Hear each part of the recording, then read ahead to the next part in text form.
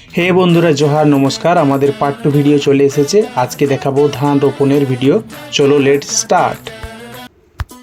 ফেব্রুয়ারি মাসের প্রথম সপ্তাহ হলেই আমাদের গড়সি এলাকার মসজিদপুর অঞ্চলে ধান রোপণ শুরু হয় আর আমরা লাগাচ্ছি মিনিকেট ধান।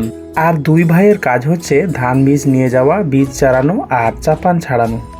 এছাড়াও মায়ের কাছে মাঝে মাঝে ট্রেনিং নেওয়া।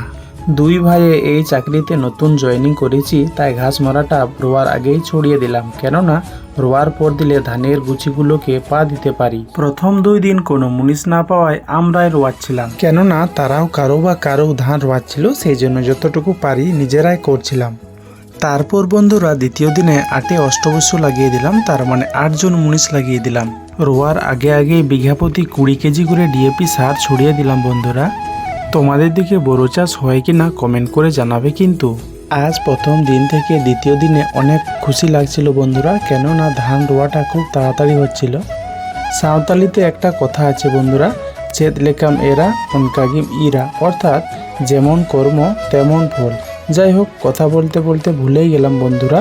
ইউটিউবে অমর সঙ্গী নামে চ্যানেল বানালাম, ডিসক্রিপশন বক্সে লিঙ্কটা দেওয়া থাকবে। এখানে যেমন সাপোর্ট করছো ওইখানটাও করো।